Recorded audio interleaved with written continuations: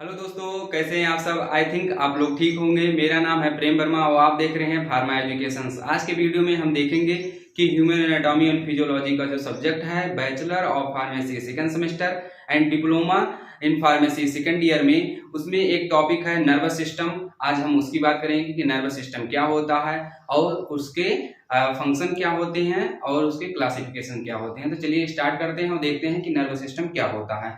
तो फर्स्टली हम जानते हैं कि जो नर्वस सिस्टम क्या होता है। जो नर्वस सिस्टम वो ये हमारे टोटल बॉडी वेट का 3% क्या होता है, हमारे बॉडी में नर्वस सिस्टम प्रेजेंट होता है। टोटल बॉडी वेट का 3%, ठीक है।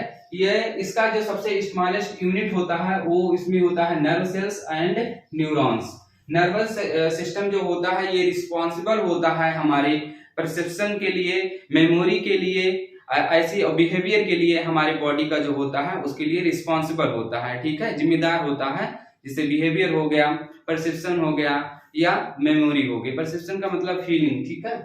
फिर उसके बाद ये क्या होता है, ये कॉम्प्लेक्स फॉर्म होता है, मोस्ट कॉम्प्लेक्स सिस्टम होता है, ठीक है। ये जितने भी बॉडी का जो ऑर्गन सिस्टम है, जो हमने बताया था कि 11 जो ऑर्गन सिस्टम है हमारी बॉडी में, उसमें से ये सिस्टम जो है सबसे कॉम्प्लेक्स फॉर्म में होता है, ठीक। इसमें जो सबसे स्मॉलेस्ट यूनिट होती है, जो सेल्स होते हैं, वो नर्व सेल्स या न्यूरॉन्स होता है, ठीक है।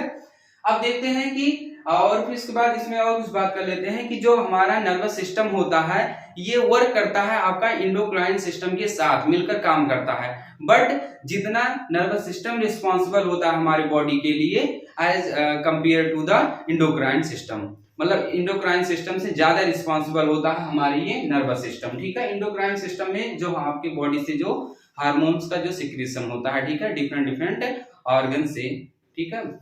देखते हैं कि जो नर्वस सिस्टम होता है ये इसके टाइप क्या है, मतलब इसकी क्लासिफिकेशंस क्या हैं, ठीक है। जो नर्वस सिस्टम में हमारे हैं कि इसमें आता है आपका सेंट्रल नर्वस सिस्टम, पहला जिसको क्या कहते हैं सीएनएस। दूसरा आता है पेरिफेरल नर्वस सिस्टम जिसको क्या कहते हैं PNS. Central nervous system further classified किया गया है, जो आता है आपका ब्रेन एंड स्पाइनल कॉर्ड आता है। और पेरिफेरल नर्वस सिस्टम आपका फर्दर क्लासिफाइड किया गया है, जिसमें आता है ऑटोनॉमिक नर्वस सिस्टम और सोमैटिक नर्वस सिस्टम, ठीक है।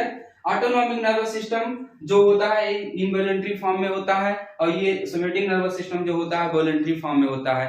मतलब इसका इनवॉलंटरी का मतलब होता है ये अपनी इच्छा के अनुसार काम करता है, आपकी इच्छा पर डिपेंड नहीं करता। और ये वॉलंटरी होता है, ये आपकी इच्छा के अनुसार काम करता है। अभी हम आगे आप लोगों को बताएंगे कि क्या होता है, ठीक है। ऑटोनॉमिक नर्वस सिस्टम जो है फर्दर क्लासिफाइड किया गया है सिंपैथिक नर्वस सिस्टम और पैरासिम्पैथिक नर्वस सिस्टम में, ठीक है। और फिर उसके बाद अब हम देखते हैं कि इसमें हम थोड़ा और एक्सप्लेन करते हैं कि देखिए जो नर्वस सिस्टम है ये आपका सेंट्रल नर्वस सिस्टम और इसके बाद पेरिफेरल नर्वस सिस्टम में क्लासिफाइड किया गया है, जिसको सेंट्रल नर्वस सिस्टम को सीएनएस कहते हैं। ये आपका होता है ब्रेन एंड स्पाइनल कॉर्ड में होते हैं, ठीक। ब्रेन में जो आपका ब्रेन जो प्रेजेंट होता है, ब्रेन वो आपका जो बोन होता है जहां लोकेटेड होता है, मतलब लोकेशन इसका क्या होता है वो स्कल में प्रेजेंट होता है, ठीक है, ब्रेन, ठीक। फिर उसके बाद स्पाइनल कॉर्ड जो होता है ये हमारा किस में प्रेजेंट होता है, वर्टिब्रल कॉलम में। ये वर्टिब्रल कॉलम में ये आपका स्कल में प्रेजेंट होते हैं, ठीक है। फिर उसके बाद इसमें 100 मिलियंस क्या होते हैं न्यूरॉन्स आपके प्रेजेंट होते हैं। 100 मिलियन न्यूरॉन्स, लगभग कितना न्यूरॉन्स प्रेजेंट होते हैं स्पाइनल कॉर्ड में। ये क्या होता है, जो स्पाइनल कॉर्ड होता है ये हमारे जो ब्रेन से कहां पर अटैच होता है उसका एक नाम है, जिसको क्या कहते हैं फोरामेन मैग्नम कहते हैं। जो आपका ब्रेन होता है और स्पाइनल का, जैसे ये ब्रेन है, स्पाइनल कॉर्ड ऐसे जाकर अटैच होता है, जिस पॉइंट पर अटैच होता है उसको क्या कहते हैं फोरामेन मैग्नम कहते हैं, ठीक है। फिर उसके बाद ब्रेन और स्पाइनल कॉर्ड जो कवर्ड होता है उसको क्या कहते हैं मेनिंजाइसिस कहते हैं। मेनिंजाइसिस इसका मतलब होता है जो आपका ब्रेन है और स्पाइनल कॉर्ड वो किसी एक चीज से कवर तो होता होगा, मतलब ऊपर का जो कवरिंग लेयर होता है उसको क्या कहते हैं मेनिंजाइसिस कहते हैं। और फिर उसके बाद ये आपका प्रेजेंट होता है सेरिब्रो स्पाइनल फ्लूइड, मतलब इसमें क्या प्रेजेंट होते हैं सेरिब्रो स्पाइनल फ्लूइड प्रेजेंट होते हैं। सेरिब्रो स्पाइनल फ्लूइड जो रिस्पॉन्सिबल होते हैं आपके न्यूरोसमेंट के लिए, न्यूरोसमेंट के लिए क्या होता है ये रिस्पॉन्सिबल होता है, ठीक। अब हम बात करते हैं कि पेरिफेरल नर्वस सिस्टम क्या होते हैं। पीएनएस होता है ये, और ये क्या होता है आपका, इसमें आते हैं ऑटोनॉमिक नर्वस सिस्टम, एक होता है somatic nervous system. Autonomic nervous system ये क्या होता है ये अपने आप से काम करता है, मतलब आपके कंट्रोल में ये नहीं रहता है, ठीक है। लेकिन जो सिमेप्टिक नर्वस सिस्टम होता है ये आपके कंट्रोल में होता है, जैसे आपका चलना हुआ, आपका बैठना हुआ, आपका दौड़ना हुआ, ये आपकी कंट्रोल में, आपकी इच्छा है तो आप करेंगे, आपकी इच्छा है तो आप नहीं करेंगे, ठीक है। जिसको क्या कहते हैं वॉलंटरी, और जिसको जो आपके कंट्रोल में नहीं उसको क्या कहते हैं इनवॉलंटरी कहते हैं, ठीक। फिर उसके बाद ऑटोनॉमिक नर्वस सिस्टम ये फर्दर क्लासिफाइड किया गया है sympathetic nervous system, parasympathetic nervous system में, ठीक है। सिंपैथिक नर्वस सिस्टम क्या होता है, ये सडन रिस्पॉन्सिबल होता है और ये रेस्ट फॉर्म में होते हैं, ठीक है। लेकिन ये दोनों ही क्या होते हैं इनवॉलंटरी फॉर्म में होते हैं।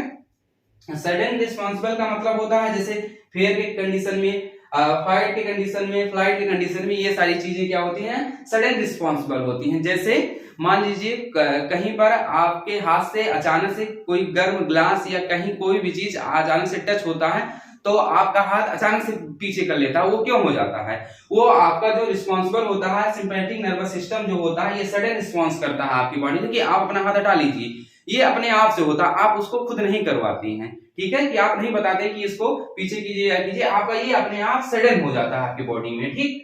पैरासिम्पैथिक नर्वस सिस्टम क्या होता है, ये रेस्ट फॉर्म में होते हैं और ये कंटिन्यूअसली अपना वर्क करते हैं, जैसे बॉडी के जितने भी ऑर्गन हैं वो कंटिन्यूअसली अपना वर्क करते हैं, जैसे डाइजेस्टिव सिस्टम हो गया, आपका लीवर हो गया, किडनी हो गया, ये भी सारी चीजें, हार्ट हो गया, क्या आपका कंट्रोल इस पर है, नहीं। परमानेंट जितना काम ये करना चाहिए उसका वो अपना कंटिन्यूअसली काम अपना करता है, इस पर आपका कोई कंट्रोल नहीं है, इसलिए और फिर उसके बाद इस पर भी कंट्रोल नहीं आपका और इस पर भी कंट्रोल आपका नहीं, इसलिए इसको क्या इसमें रखा गया है इनवॉलंटरी फॉर्म में रखा गया है, ठीक। एक बात हम और आप लोगों को बता दें कि जो पेरिफेरल नर्वस सिस्टम होता है इसमें आपका आता है क्रेनियल नर्व आता है और स्पाइनल नर्व आता है, ठीक। जैसे सेंट्रल नर्वस सिस्टम में आपका आता है ब्रेन एंड स्पाइनल कॉर्ड आता है, ठीक उसी प्रकार पेरिफेरल नर्वस सिस्टम में आपका आता है cranial nerve and spinal nerve, ठीक। जो ब्रेन से एक नर्व निकलता है, ब्रेन से आपका जो नर्व निकलता है उसी को क्या कहते हैं क्रेनियल नर्व कहते हैं, ठीक है।